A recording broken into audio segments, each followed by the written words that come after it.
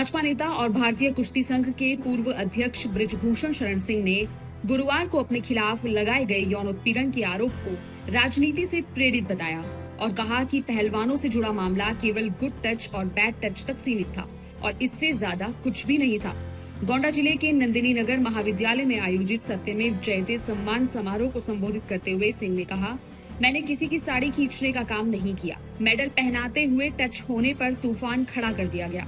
मेरे खिलाफ लगाया गया आरोप राजनीति से प्रेरित है। उन्होंने कहा कि अगर मैं इस प्रकरण में झुक जाता तो मामला खत्म हो जाता, लेकिन मेरे किरदार का कत्ल हो जाता।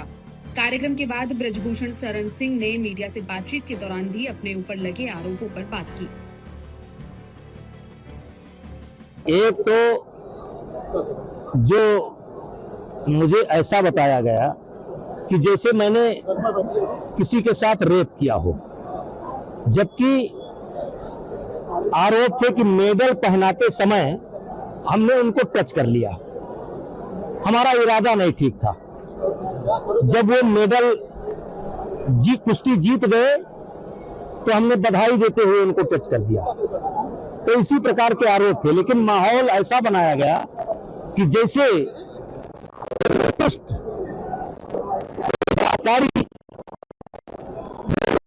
हुआ और उस जंग में जैसे आज लाखों लोग इकट्ठा हैं, वैसे लाखों लोग कूद पड़े, विपक्षी पार्टियां कूद पड़ी, तमाम ऐसे संगठन हैं कूद पड़े। कुल मिलाकर के 42 लोगों की सूची मेरे पास है, संगठन, पार्टी और व्यक्ति। 42 लोगों ने, बड़े लोगों में जिसमें कुछ उद्योगपति भी है। फाइनेंस करने का काम उद्योगपतियों ने किया है।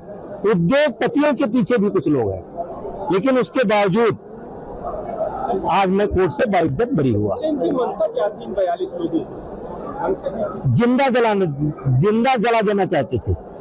मांग हो रही थी इनको पकड़ करके जिंदा जला दो। अच्छा, देसी घी वाला तो नहीं है इसमें उद्योगपति का नाम? अब चलिए ये सब विवाद में मत जाइए।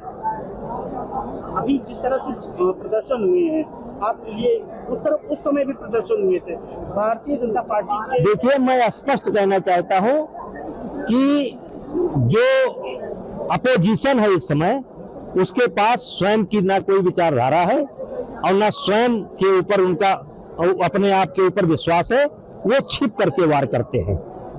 आज 10 साल से देख रहा हूं कि जंतर मंतर पर ये राजनीतिक पार्टियां एक भी बड़ा आंदोलन नहीं खड़ा कर पाई।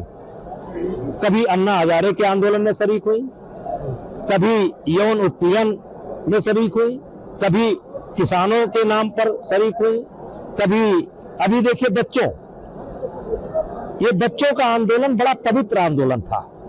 और मैं बधाई देना चाहता हूं केंद्र की सरकार को कि उन्होंने बड़ी संवेदनशीलता दिखाई। मैं बधाई देना चाहता हूं धर्मेंद्र प्रधान को कि उन्होंने बच्चों के हित के लिए अपने पद को ठुकरा दिया, लेकिन उसको ये लोग अपनी विजय के रूप में देखते हैं। अरे भाई, अपनी विजय के रूप में देखना चाहते हो और आपको लगता है सरकार बहुत कमजोर है, तो आप एक कोई मुद्दा लेकर के आओ। आप बच्चों के आड़ में खड़े होकर के तीर मारने का काम कर रहे थे। तो मैं बधाई देना चाहता हूं केंद्र की सरकार को और बड़ी जिम्मेदारी से बधाई देना चाहता हूं धर्मेंद्र प्रधान को। वो मर्द आदमी है, उसको जैसे कहा गया उसने 1 मिनट में इस्तीफा दे दिया। तो क्या इसको झारखंड जाना चाहिए? वहाँ भी तो आंदोलन चल रहा है छात्रों का, लेकिन कोई झारखंड में आंदोलन चल रहा होगा, जो लोग जिम्मेदार होंगे वो जाएंगे। वो वहाँ भी यूपीए सरकार है, कांग्रेस की सरकार है, ये लोग मिलकर के सरकार बना। वहाँ नहीं जाएंगे, यहाँ पर तो वहाँ नहीं जाएंगे, वहाँ नहीं जाएंगे। अच्छा नेता जी, अभी जिस तरह से 376 या इस तरह की जो पास्को एक्ट या इस तरह की धाराएं हैं, इनमें दुरुपयोग की बात सामने आई, जगह जगह दुरुपयोग। अब देखिए, इस पर ज्यादा विवेचना करने की आवश्यकता नहीं है। ये बात जगह जगह से आ रही है। यही नहीं, कई ऐसे कानून हैं जिनको लेकर के देश में बड़ी चर्चा है। तो मैं इस विवाद में नहीं पड़ना चाहता हूँ। एक महाराज जी ने मांग कर दिया और सारे संतों ने समर्थन किया, जनता ने समर्थन किया, और मैं ज्यादा विवाद में नहीं पड़ना चाहता। आह्वान कब कर रहे हैं इस मामले को लेकर? अरे यार, हम क्या कर रहे हैं? आप हमको क्यों फंसा रहे हो? आप तो क्लियर कर